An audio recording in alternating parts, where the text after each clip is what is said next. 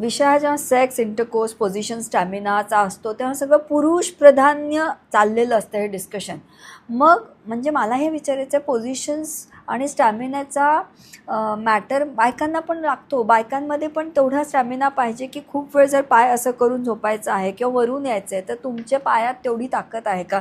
Similarly for a man, stamina, performance, position ह्या त्या 10-15 मिनटाच्या सेक्समधल्याच नसतात. 23 तासापैकी ते 15 मिनटं करायला 1 तास करेल, पण बाकी 22 तास तुम्ही काय करताय? तुमचं कार्डिओ, कारण हृदय जितकं पंप करणार आहे त्या सेक्शुअल ॲक्टिव्हिटीमध्ये तेवढा रक्तपुरवठा तुमच्या पेनिसला जाणार आहे.